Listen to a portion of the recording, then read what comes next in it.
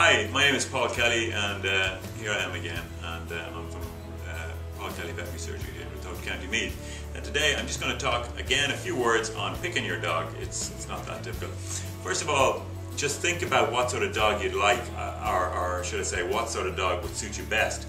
Because some dogs, as pups, I mean your typical Labrador pup, they look great, but they get big. So just be aware of that, and sort of see the dog a year and a half down the road, visualize him and just see, okay, I can deal with that. And you can bring him for the exercise that you need, and you can you can give him the attention and the care that he needs. And very often a small dog would be better, or if you've got loads of space and you're happy with it, and big dog. Be practical when you're looking at a dog. I know that sounds kind of cold and technical, but ultimately, you know, to give a dog the full love and attention that he or she deserves, you need to have a dog that you can look after. So that if you can't bring a dog for a walk, well, don't get a big dog.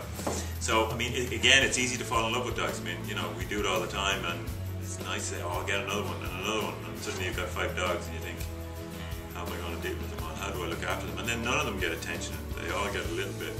But so, once I say, if you're going to pick a dog, you're going out to see if you have some people have a litter of pups and you want to pick a dog. It's good to go out and see all the dogs, okay, but then just step back a step and see, maybe one of those dogs will pick you, maybe one of those dogs will keep coming back to you, and so let the dogs have a say in it as well, and because that's often what happens.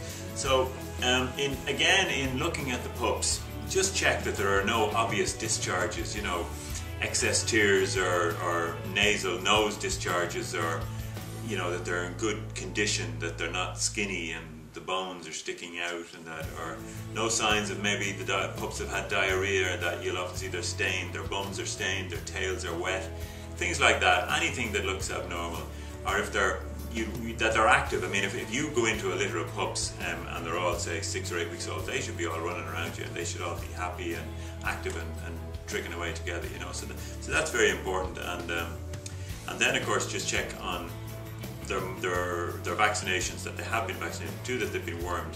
And for the larger dogs, it's a good idea to check on the parents' history as regards hip or elbow dysplasia, where they've got good or bad hips. Now that doesn't guarantee that the pups are going to have good hips, but it's at least you know that the parents have good hips, and at least it increases the chances that your dog will have good hips, because it's very debilitating, a dog, and it can be a young dog with bad hips, and okay, you can get a new hip, but it's cost and that, So get the dog. Once you're happy that he's healthy, the first thing to do is, it's good. It might cost you the price of a consultation, but it's no harm to let a vet see the dog.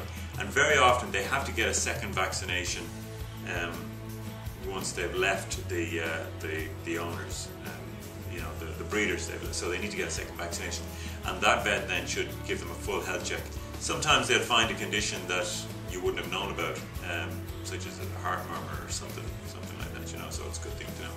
Now, when you have your puppy, feeding the dog, there are a huge range of foods, and a lot of them are very good, and I'm not going to mention the different brands, but your vet will advise you, and very often he'll probably be selling it, or he'll tell you where to get it at.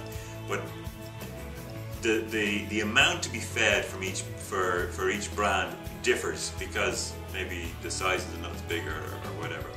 So go by the directions on the bag. That's the best way to go about it, and stick to it, because too much isn't good. An overweight puppy restricts their growth, their proper growth in that, and it's just not healthy. It's a bad way to start, and often if you start that way, it can be difficult to get out of it. So again, tidbits. When you're training a dog, yeah, you use little rewards and all that. But if you're doing that a lot, then cut back on the food. Cut back on the amount that you're feeding the dog in the dog's meal. Again, exercise.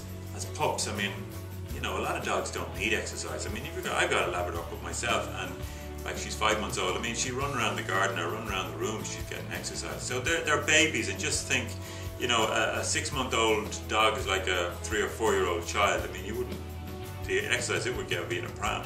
So let them do what they want. Don't be bringing them on long walks. That's very important. As they get older, you know, if they're up around a year and a half, they're able for the big walks, you know, whatever it is. Depending on the size, obviously, you know, you wouldn't walk a Jack Russell 5 miles, although plenty of them do. They do 25 miles. So just cut back on the exercise until they become an adult in that. And then as they get older, the exercise is great for them. But again, don't push them. Their joints are starting to seize up a little bit. They're starting to be a little bit sore. And even though you won't see it, because they just keep on walking, you know, I mean, dogs are terrific like that, you know, they just give all, they give everything.